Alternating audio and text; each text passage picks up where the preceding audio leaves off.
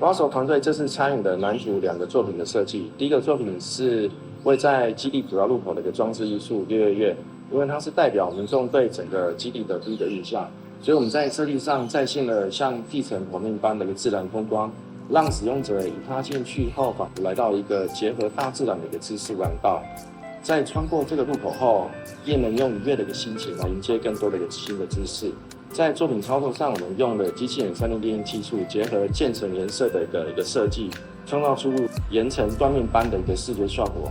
而且内部的一个结构，我们也采用一致的一个材质，目的是为了让作品在夜晚时能有更好的一个灯光效果，创造出令人惊艳的空间氛围。再来，挖手的另外一个作品是位在后方草坪上的一个街道家具隽永。外观材质上同样是采用了渐层色的一个3D 列印，但在造型设计上设计的像直卷般的一个纹路，希望民众在好奇这些家具的一个设计时，能真正的在这里休息跟游玩。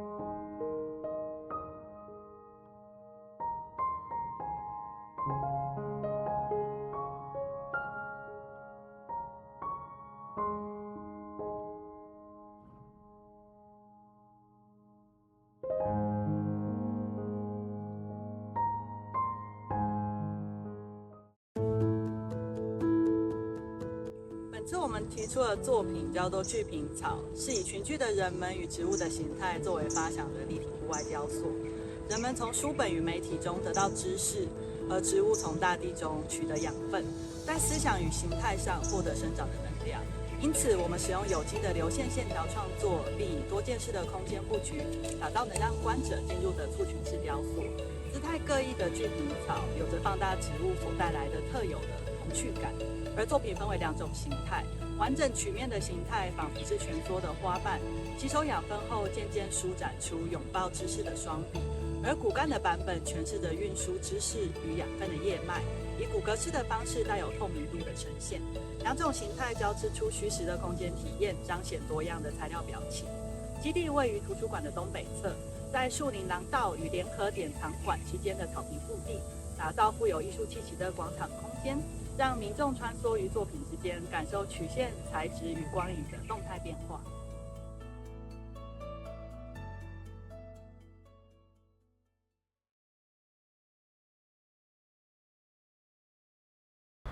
Hello, my name is Michael Blyer. I'm a founding principal of Landwork Studio in Salem, Massachusetts, with an office in Taipei, Taiwan.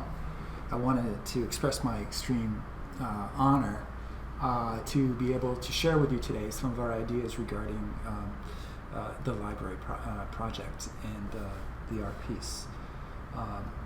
My background is in fine arts and landscape architecture, and so as a result, I always think about the way in which we approach landscape as a kind of an art form, and sometimes we approach a kind of art-based project as a kind of spatial set of conditions. I also want to be sure that you all know that we are a collaborative office here, and the work that you're about to see is the product of many bright, intelligent people from many disciplines to have pulled together, to have assembled this work for you today. Our proposal seeks to build on the notion of the library as both a repository of knowledge but also a vessel of learning. For that reason, we've begun to think about this art installation at a number of different scales. And one is really the global scale, thinking about the way in which Tainan relates back to a kind of community of urban centers collectively working together. So we've reached back for an archetypal organizational strategy which situates exactly Tainan on the planet, and whereby the effects of the installation begin to reveal highly local conditions on the ground. So we've entitled our proposal Sun Clock, and the Sun Clock in this context again begins to suggest a kind of celestial connection to the planet, that Tainan is part of an existing community, but that the precise relationship between the insertion of the monoliths into a landscape in this formation begins to suggest and reveal the operations of the sun on the site, but also the monoliths on the site. And looking very carefully at the existing contouring of the ground plane, and thinking about the way in which these monoliths reflect, reveal, and enhance these topographic conditions on the site. In this way, each day would be different. Each day would be marked with a certain sun angle, and that sun angle would project onto the ground plane, both the monolith but also the perforations of the monoliths. And in all cases, one begins to see collectively the space that gets created by the monoliths moving through the landscape. Again, revealing, because of the datum of the monoliths being horizontal at the top and the undulated ground plane, there becomes an interesting interplay between the geometries of the monolith and the informal sculptural quality of the ground plane. In this initial sketch, we began to think about the scale of the insertion of our art element so as to engage just the right amount of pathway, just the right amount of open space, and just the right amount of tree canopy, so as to encourage and enhance one's curiosity about experiencing the entire ring as an overlay on the garden. The art element is meant to act as a kind of a palimpsest on top of the existing landscape, so that both existing proposed landscape and the art element are working together in a very carefully calibrated dialogue one with another, while sunlight plays a key role in animating that kind of connection between the layers.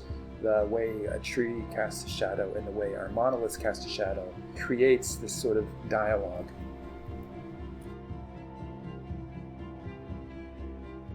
We have conceived the sun clock as emergent from the landscape, and as such, its relationship to existing topography can be very carefully studied, and then the relationship between those monoliths and the ground plane can be further studied, the relationship to the angles of the sun moving across the site each day. In this case, the animation is describing a winter solstice condition, when the light is coming in from the lowest point of the year. As land artists, we're very interested in the notion of concept, orientation to the sun, and existing building fabric and proposed landscape features. We believe that our insertion will both connect Tainan and the Tainan Library to the larger cosmos, but also that our insertion of the proposal into the landscape will reveal new opportunities within the existing proposed landscape for moments of great experiences. The detailed design of the monoliths celebrate the evolution of Chinese calligraphy over time and throughout multiple stages. The oracle bone script of the Shang Dynasty to the Xiaoshu of the Han Dynasty, the monoliths celebrate the ancient to the contemporary. In order to enhance and foster a highly calibrated relationship between the monoliths and the surrounding park, we've turned to the notion of the tree as a metaphor for the monolith, and the notion of the bark as an organizing structure to celebrate the various characters of Chinese calligraphy.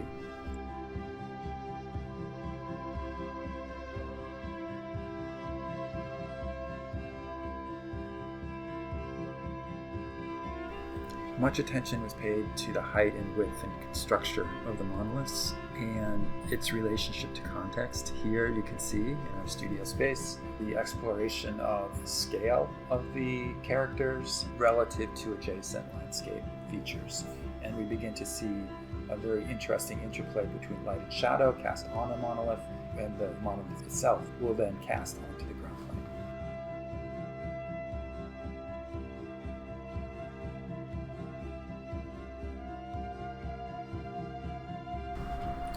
Another component, a very important component to really understanding the magnitude of a library like this and its importance in Taiwan and beyond, is to really think about the role of nature and natural systems and seasonality as a primary component of celebrating regional and local ecology. So this was all part of our thinking in the design configuration of the placement of the monoliths, but also the height and location of the monoliths as well. The design of the monoliths suggests a close relationship between the cultural history of Taiwan in the form of the Chinese calligraphy and how that has evolved over time, and those aspects of the natural world which define the character of the surrounding urban landscape. The layers of storytelling on the monoliths allows us to celebrate the flora and fauna that defines the region, including the iconic blue magpie.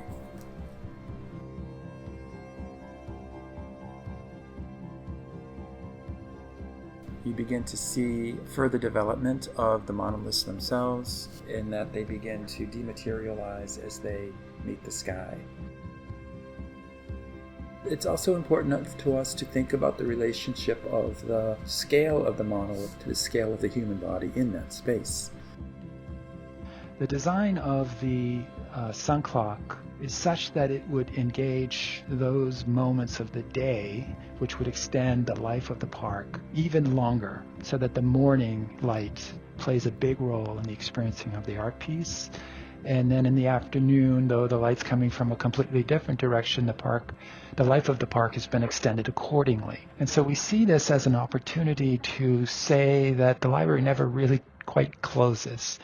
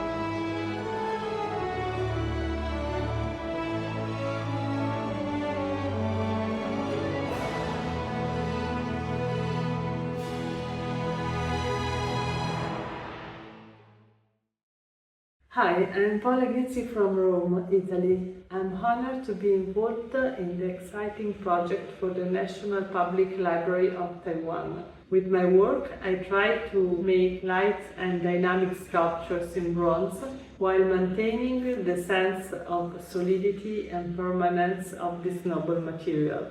I often use the shape of books with emerging faces, hands, and inscriptions, representing human emotions during the journey of life. I have created an exclusive project for Taiwan, which consists of 2 monumental books. The first one has 2 hands approaching each other, symbolizing the passage of knowledge between different generations and countries. The second one has a mysterious face emerging partially on the left, as attracted by the multilingual writings. On the other side, the moving hand stands for the ability to select and contextualize past knowledge in the present and for the future generations. Thank you. ダジャーハオ。皆さんこんにちは。岸本正幸と申します。私は普段、時間の経過や物の動きなどに注目したり、最近は特に文字や言葉なども使って様々な作品を作っています。今回2カ所で提案させていただいた作品は、一見全く異なる作品のようですが、根っこには時間や知識が積み重なっていく過程に、今生きている我々が現在進行形の当事者として関わっているということを意識させる共通点があります。一つは文字を書くという行為を通して時間の積み重なりを視覚化する作品。もう一つは一目瞭然巨大な本棚ですが、それはつまり膨大な知識の蓄積そのものです。部分的に絵合わせができる遊びの要素を入れることで、子供から大人まで様々な人々が直感的に作品に関わり、次への新しいページへとつながっていくことを願っています。今回このような作品提案の機会をいただき、大変光栄に感じております。ありがとうございます。Hello, we are the Neuro, a research and design studio based in the Netherlands. We are founded in 2015, and since then we are busy with recycling plastic waste by using new digital craftsmanship techniques and design. Our work is a manifestation of our in-house digital craftsmanship technique that highlights the layer-by-layer character of the robotic manufacturing. We really love to work with projects that are like out in the public and can be used by people openly, creating interaction, having a strong storytelling and a very high level of sustainability.